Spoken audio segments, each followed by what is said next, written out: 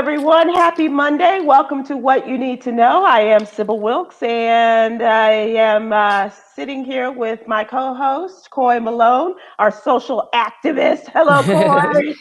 Hey, how are you doing today? Good. How are you today? I'm wonderful. We had a great weekend overall. I'm so happy to see that votes have finally been counted and we've gotten some pretty good news in a lot of places. Absolutely. And we are awaiting our other co-host, that is Chris Paul, the one and only Chris Paul, having some technical difficulties. But as Coy says, it might be just things being shaken up on Chris's end of the world because he does live near DC. And so I think things It's a little intense. may have been falling off the axis there. I'm not sure how things work there, but definitely you were at one of the central points too in terms of celebration. A lot of folks very excited about the role that is played by the state of Georgia, and a lot of celebrating, I understand, went on in your neck of the woods, Coy. Oh, yes. People were out in the streets. They were having makeshift parades going on. It got so crazy. Friends told me, they say, listen, just don't go downtown right now. There are a lot of people celebrating in the middle of the street. Yes. And then you did have some people that were upset. I did see some coverage of places where people were gathered with, American flags and giving their opinions about how, they're patriots and the country is taking a turn for the worse. So we've seen a little bit of both, but it's been mostly good feedback and celebration overall across the city. That's great to hear. And Chris Paul, welcome. And thank you so much for joining us today. I'm just really curious how things went for you on Saturday. So let me just paint the picture and remind people of how things went down on Saturday morning. As we said in the What You Need to Know newsletter today, a lot of folks woke up Saturday mornings just wondering, just working our way towards the televisions and our computers. Well, for some of us, televisions, others computers, to figure out how the vote count was going, how things were looking. And in a matter of minutes, the whole thing switched. They got an update on the vote in Pennsylvania. At that point, the networks projected Joe Biden to be the winner of Pennsylvania. And then within seconds of that, they projected Joe Biden as the winner of the whole presidential contest because of the number of electoral votes, the 20 votes coming from the state or the Commonwealth of Pennsylvania, however you want to call it. So Chris, how did that work for you? How did things go down for you on Saturday morning or probably into the afternoon? Saturday afternoon, when I first just found out that it's official, even though we all knew, but we still had a feeling like, we know the fix can always be on, where Donald Trump and them are concerned. But once they made it official, I did something I have not done in 9 months. I left my house and went to the barber shop. I said, I'm getting a haircut. I can't walk around. I can walk around in a Joe Biden administration. It was all good for this Trump shithole we were living in. But now, Kamala got to look good for Kamala. So Chris, that's even better. So how was the conversation? Because I love barbershop talk. I love barbershop talk more than I love beauty shop talk because the guys just don't hold back in terms of the conversation. So was there a lot of excitement? Was there a lot of conversation at the barbershop when you went in on Saturday? No, because the social distancing is just my barber and me in the barbershop. Right. Oh, wow. Yeah. They cleared it out for me because he knows I haven't been in there in 9 months, so he made sure I would be the one there. But we talked about it the whole time, and he's so happy because my barber just had twins, and he's just so happy. He's like happy for them. Mm-hmm. Like he was afraid that Trump. Another 4 more years of Trump, that dramatically changes the world his twins are going to grow up in. That's right. Maybe. I mean, maybe we won't live somewhere where it's normal to be racist. Right. Because that's what they're working on. They're working on just flat out making racism normal. It's now become a part of the Republican Party. That's why they said we got to reach out to them and extend an olive branch to the Republicans and work with them. That means us saying we're fine with people being racist. Yeah, exactly right. And we're not.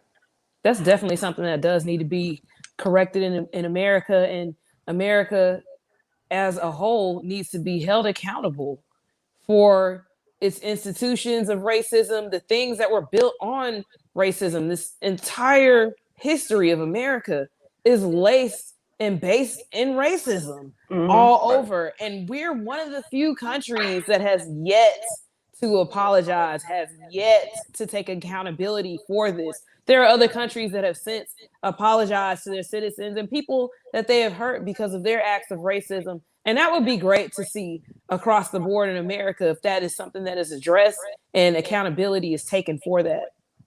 You know, I think that the veil has been lifted over the last 4 years, that veil of racism, but whereas a lot of people felt as though we were moving into a new age and in a post-racial society with the advancement, with the election of Barack Obama.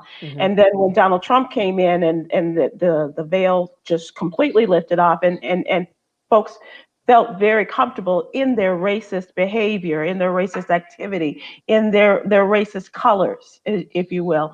And so now we're at a situation, and I think at a crossroads actually. How will people carry on? Will the racists continue in their racist ways underground, or will they feel emboldened by Donald Trump in the last 4 years and hope that they are working towards bringing a Donald Trump or a Donald Trump-like character back into mainstream politics? What do you guys think? Well, Donald got even more votes this time, where we all thought that we thought that so many people in America, including white folks, would be so turned off by him over the last 4 years that it would be a total, ass whooping on election night. It was an ass whooping, but that's because we registered all the young people to vote. We had all the black women out there and black people. That's why we had record number of votes. But Donald Trump got more people than he did before, and I don't think white people don't understand that to black people, there's no difference between racist people and people who are cool with racism. If you are cool, if you're not somebody who goes around using the N-word, discriminating, but you are fine with Donald Trump's behavior and you're fine with all the racist Trump people, you're in the same group as far as we're concerned. Yeah, you're absolutely right. So they need to understand that, and that's what he has. He has a lot of them. Yeah. Unfortunately, and it's just like on watching the election results. You're watching to see, all right, here I am in my state. Which counties are turning red? These are the ones that I probably shouldn't move to. Right. And then you start making that to be what you compare across the board. Hey, which states are turning red and which ones are turning blue? This might be the, I forget the term that they used to have back in the day with the map of places that were recommended, like, okay, black people, while you're traveling, you can go to these places, but don't go to these places. Yeah, that was the Green Book was one of those. Yes, the Green Book. I thought it was the Green Book. Yeah. So it's almost like we are kind of associated with that in this generation, because we are seeing now that there is a lot of underhanded racism and people that excuse it or just turn a blind eye to that. And to me, that does fall under the category of racism, because what will you do if we're victims of crime? Hopefully not, knock on wood, that we're a victim of a racially motivated crime. Are you the same person that would turn a blind eye to it, or would you actually do something about it and hold the people responsible accountable? Part of the conversation, Coy and Chris, after George Floyd, after Breonna Taylor's her murder was brought to light, after Ahmaud Arbery, and white folks, I don't know about you guys, but white folks are, texting saying, what can I do? What can I don't want to see this continue. What can I do? And who do I talk to? Do you want me to text? Do you want me to tweet? Do you want me to go on IG? And really the conversation with white people for me is not what you're showing me, but what are you showing other white people, other people who, when I'm not there, when other Black people, or people of color, other Latins, other Asians are not there, what are you saying at that point? Because that makes all the difference. That shows a real shift. And how do we know, that they're not going to say it, but not actually do it? But my point was, when it's sort of like what they say about you're doing good acts when no one is looking, except for God. God is watching you at all times. But here's a case where, what are you doing when your Black friends, when your friends of color are not around? What are you saying? And that makes the difference to me. Right. Yeah, and I think a lot of people kind of jumped into that too and tried to do acts that I felt like were almost like they were bandwagoning a little bit. That's when you started getting the people that, I'm donating to this foundation. And I'm like, that to me, I mean, that's okay, but those are tax deductible, so you get that money back. Right. Chris, what do you think? Well, I was going to say, I think we all have to make sure that we don't get too comfortable by looking at that map. They're showing that map of the states Biden won, the blue state. There's no such thing as a racist-free state. Mm-hmm. Even I live in Virginia and it's blue. But do you think I don't know that so much of this state voted for Donald Trump and supports Donald Trump? I mean, who's more liberal than California? I just saw today Beverly Hills voted for Trump like crazy. Yeah. Beverly Hills. So there's no place we can go. There's no place we go in this country where you're not going to experience racism, even though Biden won that state. There's no place to say. Right, and the state that is represented by Kamala Harris. Right. There's no place. And you think about Beverly Hills. There's a lot of work to do, but I mean, how do you?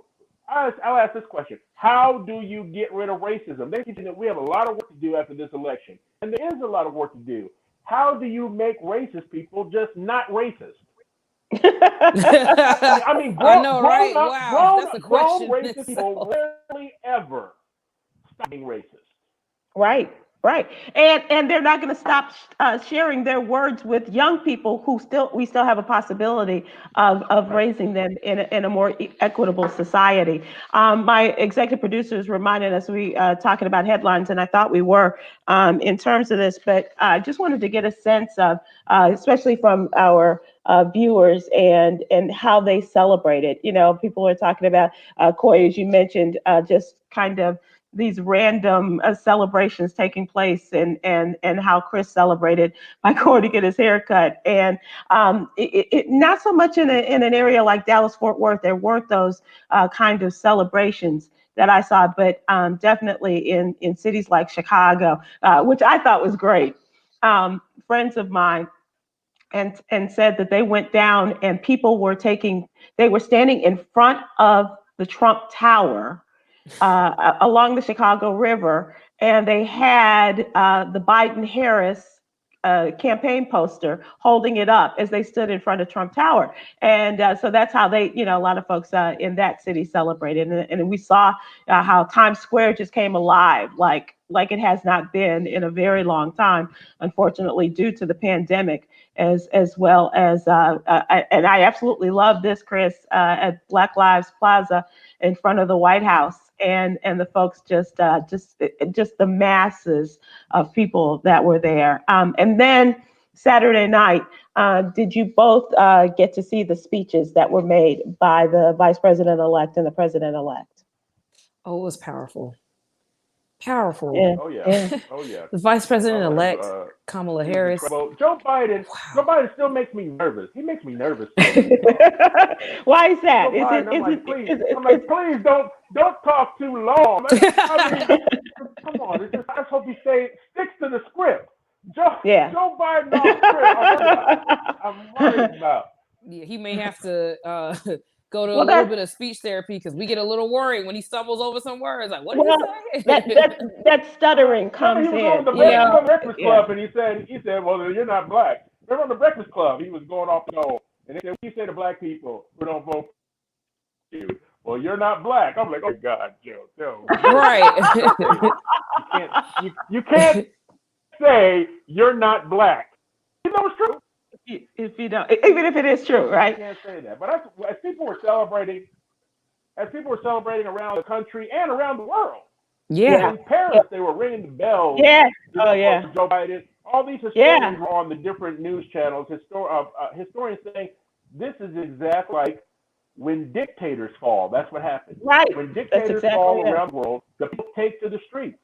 As much as we love President Obama, we weren't partying in the streets like this. Yeah. You know, we were all celebrating pretty much at home. I don't know. I live in a different neighborhood and they were shooting shots in the air. When President Obama won. Yeah, we took over Grant Park in Chicago. That was pretty much it. There was no, bang, bang, bang. There was none of that. Banging down here. It's funny. It's funny. So I was watching a lot of video that came about as a result of little boys and little girls after they saw the vice president-elect speak. And then T-shirts that have come out as a result of little girls wearing T-shirts saying the vice president looks like me and things like that. So it was Brian on Facebook said he had a few cocktails and donated to the Georgia Senate campaign. So that's great. GASenate.com. So good for you. And that is something that we are going to talk about. But definitely, I thought that both of them had some poignant and cogent messages in their speeches. And of course, what stood out for me was Kamala Harris referencing her mom. And while she may not have seen that, she knew that something like this could happen. Not necessarily with her daughter, but this was a country where this could happen. And as she broke that glass ceiling, telling people, she said, I may be the first, but I'm definitely not going to be the last. And that was powerful to me, as well as Joe Biden saying, Black folks have my back and continue to have my back. And I promise you, this will not be forgotten. And as we say, he was banging the podium when he said that, Joy. Yeah. It was a little always have yours. Yeah. And that was something that whoever his speechwriter was, and Mr. President, I'm going to need you to, and I will have yours. It's like when you have that, when you write those kind of speeches, and you have those pauses and those movements of emphasis that he followed very well. And so I was really glad. But here's the point. For all of the celebration, for all of the people that took to Instagram and Twitter and Facebook and put all these things up saying, we have a Black vice president, we have this dictator out of office, the racism is gone, and whatever you were feeling that day. It's very important. It's so important that yesterday began the registration of voters in the state of Georgia. That's really key. If you can really imagine that, as great as it is to have this moment with the election of Joe Biden and Kamala Harris, all of their work could really have very little effect if the United States Senate does not increase in the Democratic Party. Right now, they're at a point where they need these 2 seats in Georgia, and this is a once in a lifetime thing where you have a runoff for the seat in the same state on one day, January 5th, 2021.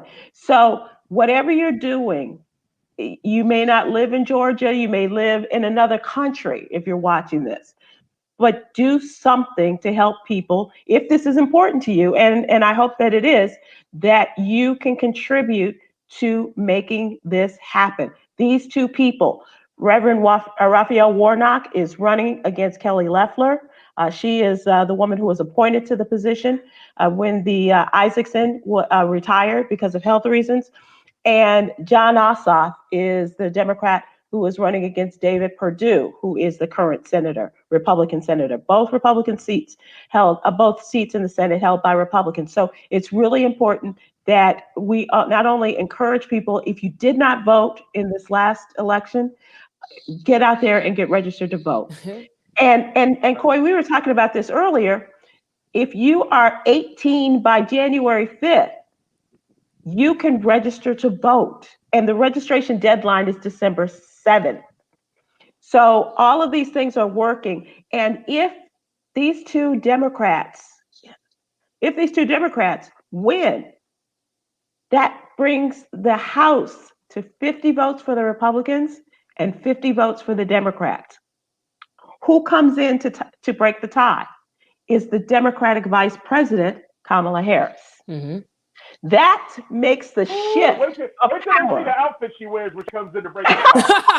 How do you see those outfits? I can't wait to see it. Okay. She's gonna have the shoes matching her bag. We just know it. Yes. She's an yes, AKA as well. Yes. You know she's gonna step With out. The pearls and everything. Yes. So think about this as you are doing going about your business and how all of this can change the shift of power. Not only changing the shift of power, but the direction of our country to get away from some of the things that you may not have approved of in the last administration. Yep. We're calling all Sagittariuses and Capricorns. If you are 18 on January 5th, I need you to register.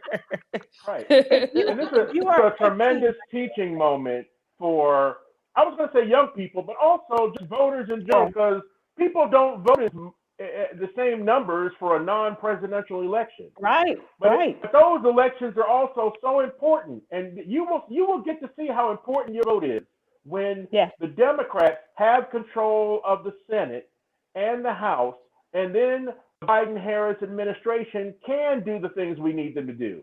You know, and Mitch McConnell doesn't even acknowledge Joe Biden as president-elect. So he's already telling you, and they just rushed another judge through today.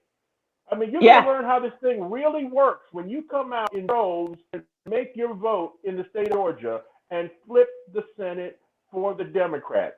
You know, that's active participation as a voter, not just when it's electing a president. It's for your senators, it's for your Congress people, it's for your local sheriffs. You know, all those seats are very important. Your district attorneys and the woman who was involved at the first point of Ahmaud Arbery's murder, the district attorney, she lost, by the way, in Georgia. And so those are things that you have to think about. And don't think that as Mitch McConnell wasn't standing there in the well of the Senate today to say that it's not over, that he has the right to go through all of the recounts and the canvassing and what have you, that he's not focused on Georgia. Because this takes all of his power away too. Right. And so they're very focused on maintaining that power in Georgia. And even though he stood there and looked relatively calm and for a fella that just won for re-election himself, this is really, it's like the duck on water, because he's really scrambling, and folks are and the Republicans are scrambling for to make things happen in that race as well. So they really are. Yeah. And I feel like a lot of people this year, especially with this election, were very informed. A lot of the campaign efforts as far as getting people out to vote, including get your booty to the poll, really focused on letting people know, listen, when you vote, this is what you're voting for. Right. Understand your local elected officials and the officials that represent you and your district that represents you and Congress that represents you within the Senate. All of these moving parts work together in order to get an agenda accomplished. And it cannot happen if you don't vote for the people that represent and reflect the views of you and your community. Right. So I'm hoping that people remember this and they get their booty to the poll for round 2. Does that mean there's a new video coming? Oh, there have been talks about a new video. I haven't gotten any information as far as, how and when or any of the details, but I will tell everybody to stay tuned. And I mean, even if there wasn't, I still have ideas and things like that I'm going to be posting. In the meantime, I've still been letting everybody know that they need to be registered and be ready to vote for the upcoming election. Even if they miss this election, it is important for you to get everything situated. Get your absentee ballots if you're out of state, because I've known a few people that had issues with those as well, with that and their mail-in ballots and people that were, stationed on military bases outside of Georgia that didn't receive their ballot. So there's still some issues that we're aware of, but I'm working with some of these people one-on-one to make sure that they stay on the timeline to get these things accomplished, because we need this for January. Yeah.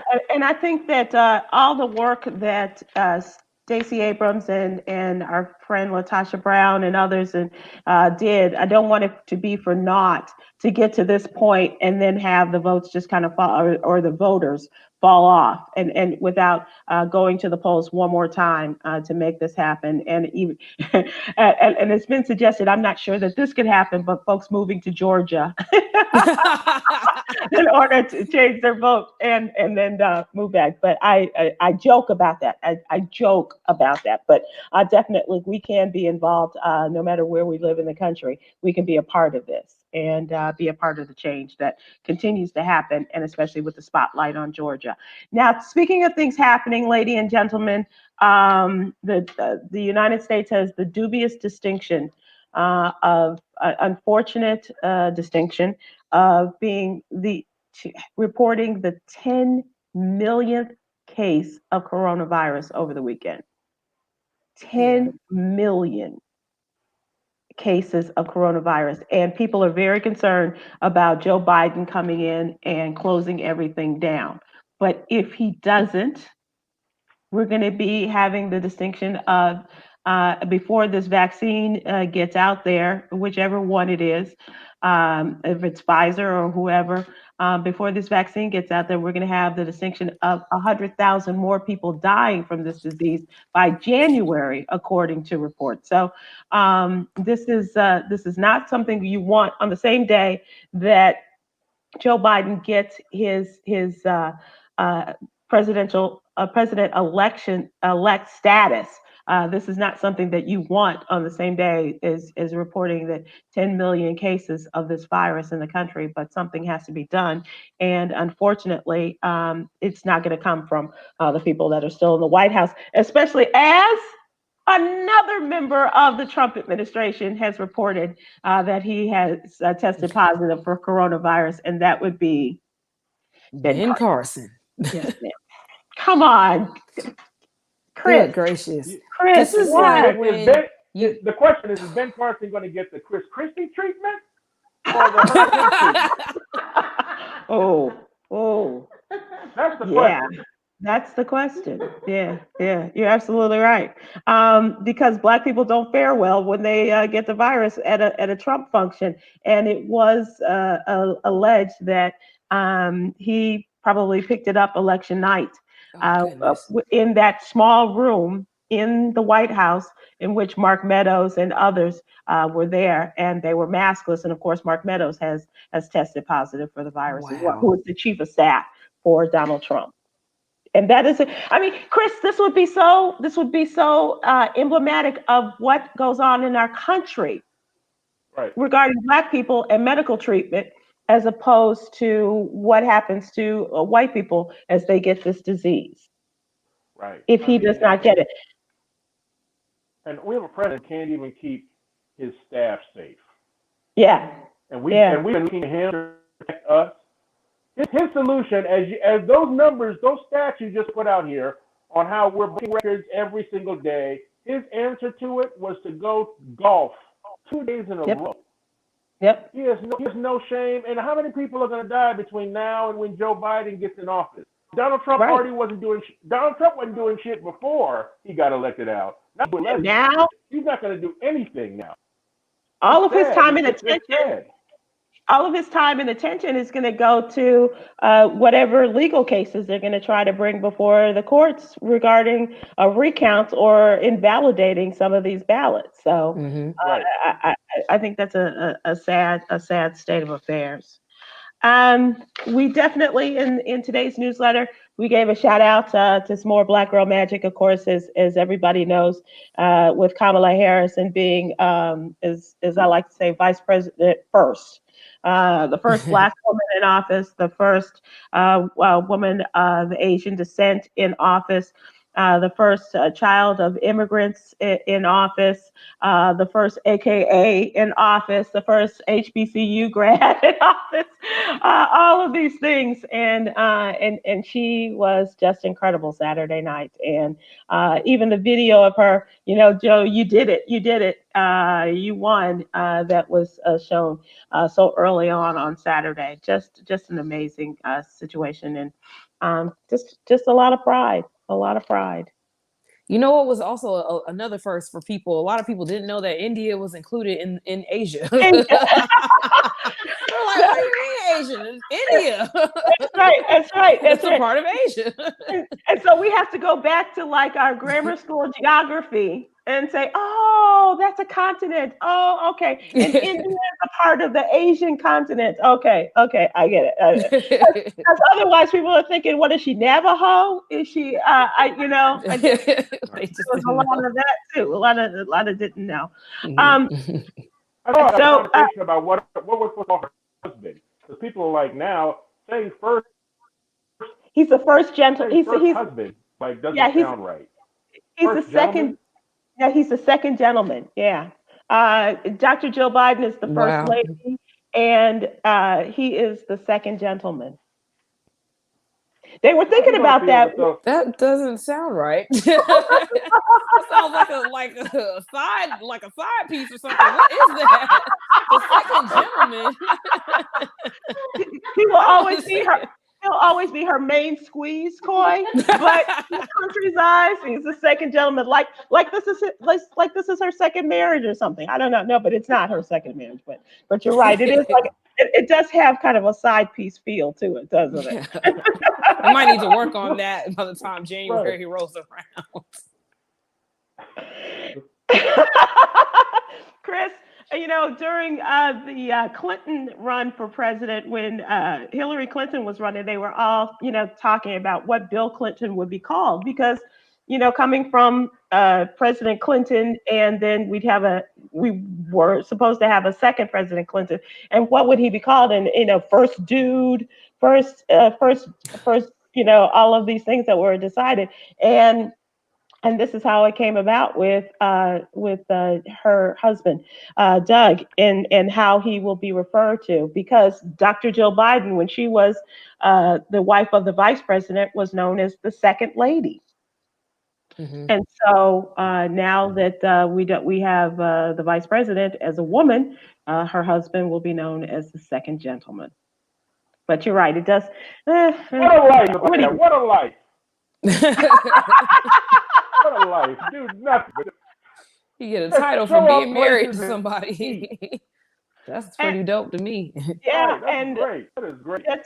It's a great life, but it's going to be interesting to see how they mix their lives with her profession as well as his profession, because he's a lawyer by trade. What will he do? Will he continue his work as a lawyer, just as Dr. Jill Biden did? When she was the wife of the vice president, she continued to teach. So much so that her students didn't even know what her husband did. Wow. And they saw a picture of her with Michelle Obama, and they said, Dr. B, what are you doing here with the first lady? And she's like, my husband works with the president. And so, wow. And she says, Dr. Biden says that she's going to continue teaching as well. So this is the new age where the spouses do not stay at home. A lot of people are asking about Dave Chappelle on Saturday Night Live. Did anybody see this? Did anybody see Dave? Chris, did you see it? I did. Did you say you did? You did? What did you think? Yeah, I did. So I stayed up too, and I didn't think that I was going to have to stay up as late as I did but I got caught up in the Notre Dame football game, and then I realized, Saturday Night Live's supposed to be on now. But what did you think? I thought Dave was great.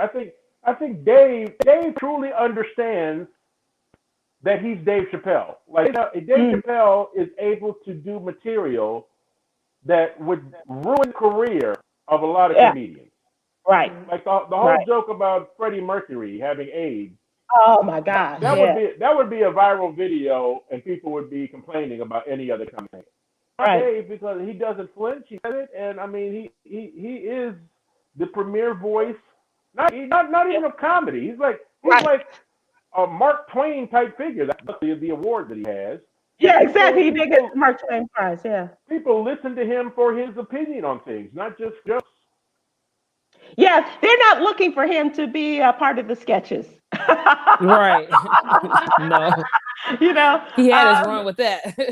yeah, exactly. But you know, where else? I don't know of any other comedian that could get up there and smoke while you're doing your monologue in this day and age. Where does that happen? He's uniquely Dave Chappelle, man. He's Dave. I think that only happens Dave at family Chappelle. reunions and stuff when you have your uncle that's talking to everybody. It's like, why is he smoking in the house? Yeah, they just let him do it.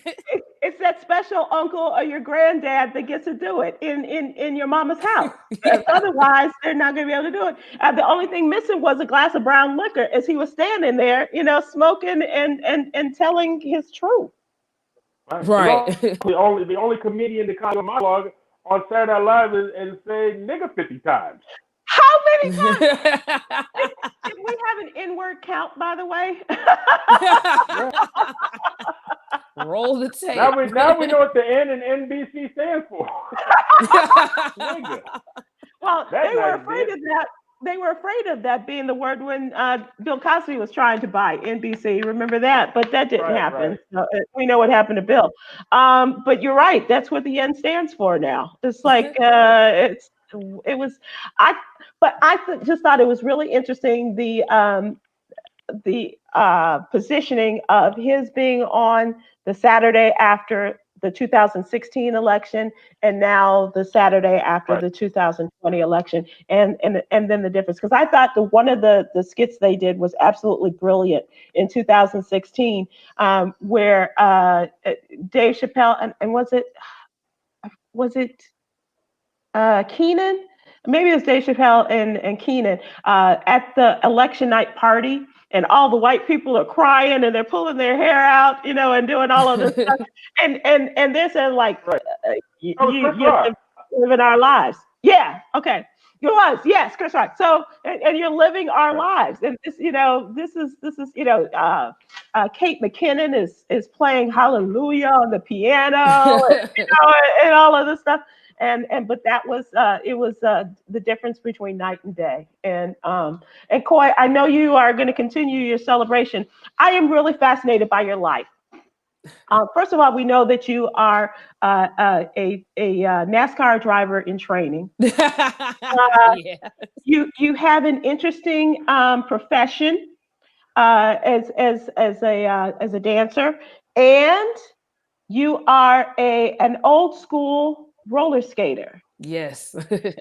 So tell people, because you're excited that the one of your local roller skating rinks has been resurfaced. Is that what? Yes, it has.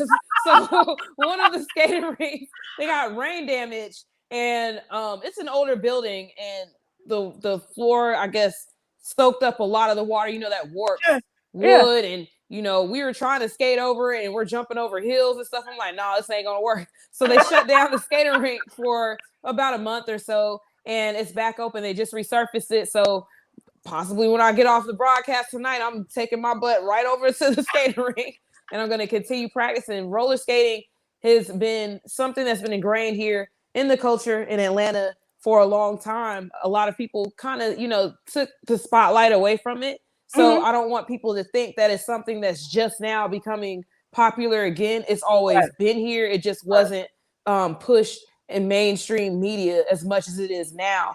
And in the wake of COVID and quarantine, that was my question. Yeah, people were looking for something to do. I was looking for different things to do outside of what I'm already able to do, you know, physically, something that could give my muscles a different kind of workout and to use my muscles in a way that I don't move them. And so during quarantine, I bought myself a pair of skates and I said, this is what I'm going to do. I'm going to learn this. And I have some friends that are some excellent skaters, and they were featured on Good Morning America a few weeks ago and were able to perform in front of Cascade, which is one of our most popular, if not the most popular skating rink here in Atlanta. And that was just great to see people out there doing what they love and something that's been very popular since it's been popular a long time. I know a lot of people were talking about skating back in the 60s and the 70s. So I'm just glad that I'm able to, get out and take a part of that. And I do have like a little bit of old school feel. I like to go on the nights where they play like the R&B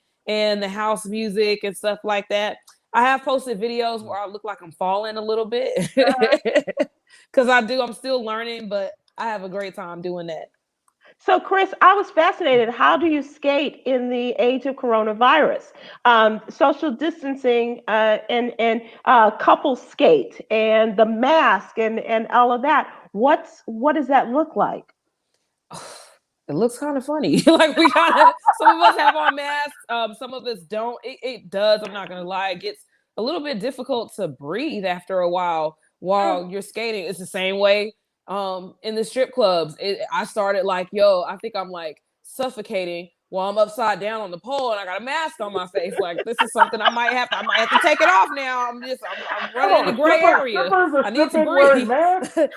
But everybody's been distanced for the most part at the skating rinks. And I tend to go to the ones that don't have a lot of people. I don't really like to be in big crowds and settings like that, especially with Corona still, it's out here kicking butt. Like, it doesn't get to the door and say, these people are having a great time. Let me check myself at the door and sit in the parking lot and wait for them to come back out. No, that's not what Corona does. And the skating rinks have been reminding people to stay socially distanced. They haven't really had a mask requirement, but I do see a lot of people with masks or checking temperatures. And I myself, I've been, just fine throughout this pandemic. I've been tested regularly because I do still work on set from time to time for TV shows and what have you.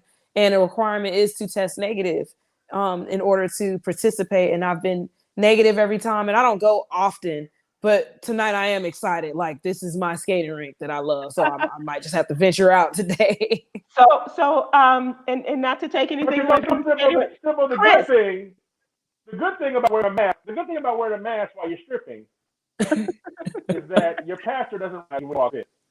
Right. Oh no. Yeah, I've been able to hide from a few people. Like, no. I haven't seen my pastor or anything like that. Thank goodness. Okay. But I will say there was one time I had a cousin that popped in, and he's a very popular videographer. I didn't know that he worked with all these people in the rap industry. And one day I see it, I'm like, oh, just don't ask anybody for a dance right now. You have to wait until he leaves. And if your pastor comes in and he says, oh, that's why I get all these 5s and 1s that are a little crinkled up and still warm. No, if I had a pastor walk in, I'm just going to walk by and say very loudly, do not judge lest ye be judged. Who is in my place of worship? Yes, in my place of worship. That's all I got for him. Listen, we can discuss this on Sunday, but the pulpit. But I ain't got time right now, Pastor. I got to pay my bills. So Coy, I have an assignment for you, and perhaps for me to give information for me and Chris as well as others. Really, really interested in what we can do. If you find any information about voter registration drives or events that we can participate in order to help people drive the vote in the state of Georgia as we get ready for this next less than 4 weeks before the registration deadline. If you can as you come across this information and just let us know how we could possibly participate. Because if I could, I would like to come to Georgia a time or two. At least to help people get registered to vote, as well as to cover this election. So if you can help us with that, would really appreciate it. Definitely, I'll look into it. My idea is I wonder what is this going to look like, because never before have I seen an initiative to get people to vote with so many different organizations. Mm-hmm. This is something that has been consistent for a few months here in Georgia. So I'm excited. honestly, I want to see a concert. I want to see something like a virtual something. I want to see some of our local celebrities. There's too much music, too many great musicians and music in the state of Georgia for there not to be something like that, right? Right. Like there have been lately, they've been having this concept with these drive-up concerts where people stay in their cars so they can still be socially distanced, but watch the concerts. I think that would be a great idea. Absolutely, absolutely. I think it's a great idea. I think that if you can just let us know as these things come about, and we will look forward to talking to you. Coy, you're going to be joining us on Mondays. And so that is your assignment for this next week. If you could, point us in the right direction as to what, we got. And here's the other thing, Coy, I want to put you together with Myra J, because Myra J is also, well, she was, back in the day, she was a skater. I'm too much of a klutz. So when I grew up in Chicago, I spent a lot of time on that wood floor. Just falling on my face. So, but Myra J was really, and it's there in Atlanta. So I would love to get some video of you two out there skating together, masked up and socially distant, all that kind of stuff. But tomorrow, our boy, Myra J was a stripper? a roller skater. But you know what, Chris? A skater. Oh, a skater. But you know what, Chris? I would not be at all surprised if back in the day, Myra J. Give it up now. But can you see the dance stylings of Myra J? I knew it. She might have been dancing to the Big Meech days. You know what? Myra will dance. Myra hears music just like Yolanda hears music all the time in her head, and especially if it's a Prince song, she's out there dancing. So I wouldn't be at all surprised, Chris. You may have unearthed another something for us to investigate. Yeah. All right, Coy. So we're going to see you next Monday. Chris, we thank you so much for joining us. And Huggy Lowdown, your boy, your partner in crime, is going to be here with us tomorrow. And look forward to that, as well as, of course, Wednesday is Myra J. and Stephen Hill Day, and Thursday, the one and only George Wallace. A lot of Atlanta, a lot of Georgia flavor on this show. And I think that we can tag onto that and make some big things happen in another month. Myra's on Wednesday. Myra's on with Stephen Hill on Wednesday. Yeah. So, but I want for me, Sybil. I can rain on Myra J for me. Chris, we're trying to make it rain in ballots. Okay, that's it. January 5th. I think we found the location for our registration drive there, Coy. Magic City parking lot. 2 Chainz, if you're listening, I want to be your hype man for this event. And don't think your phone won't be ringing, young woman. Hey, you guys, this has been a lot of fun and a very, very interesting conversation too. Chris, I love you. And absolutely, as George Wallace would say, there's absolutely nothing you can do about it. Thank you. And also wanted to thank you in public for all of the great work you guys did with us on election night on our roundtable discussion. Absolutely. First class stuff that we did. And so very glad you guys were able to join us and be a part of the roundtable. So thank you so much. I will see you that was not work. That was fun. Chris held it down. He did. That's what CP does. That's what he does. And Chris, tell people where they can hear you every day. You can hear me every day. In Florida, catch me in Miami with Mark Clark and Allison Clark in the afternoons. You dropped. So Chris Jacksonville. Chris, you dropped it. I'm gonna need you to repeat. Number one. Can you hear me? Okay, you've been dropping. You're in and out. So can you repeat where we can hear you? Oh, I got because hold on. Catch me in Miami with Mark Clark and Allison in the afternoons, and in Jacksonville on Duval's number one R&B 99.5 every day. My phone's about to die. Okay. Bye. Thank you. And Coy, people can follow you on Instagram. Yes, And on Instagram and Twitter at Coy_Malone. That's Coy with a C, OY_MALONE, where I post whatever I'm thinking at the moment. It just happens, y'all. The other night I posted a video of me imitating Anita Baker because for whatever reason at 3:00 in the morning I figured out how to sound just like her singing.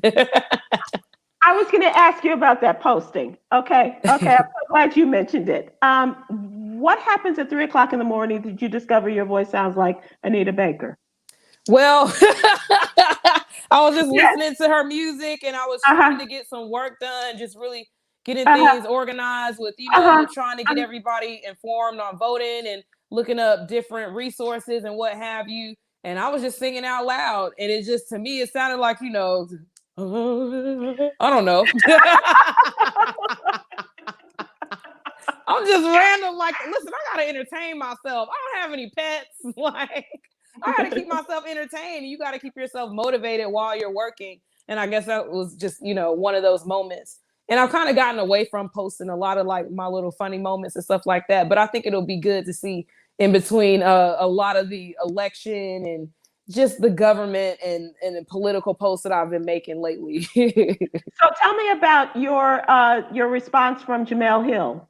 Oh, wow. Jemele Hill. I cannot believe it. So it started out with a tweet from, what is her name? Camilla. I can't remember her last name.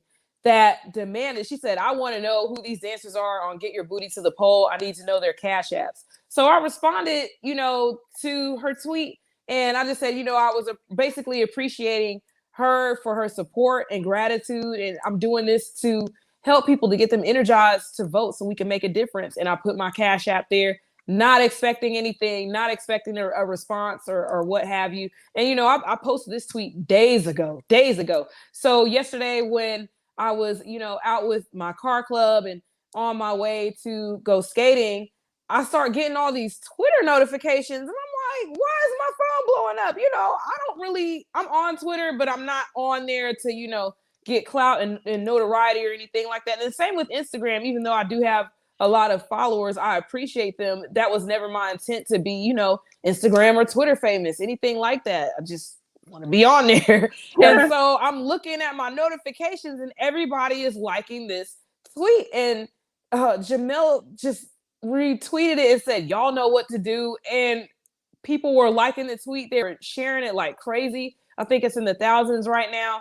And I actually got some donations on Cash App. So from me, a retiring stripper, to everyone that did send Cash Apps, thank you, because I was at the moment where I'm like, y'all, I'm gonna go to work tonight. I don't want to, but don't give up your night job yet. Not yet. But I can give it up for one day. Okay, and John Legend too. John Legend, yes, he said, everybody rightfully so is congratulating Stacey Abrams and so happy for her. I'm happy for her. I've, been behind her on her campaign since she started running for governor. And people can see that photo on my Instagram. If you scroll down a little bit, me in front of one of her campaign trucks when she was running for governor.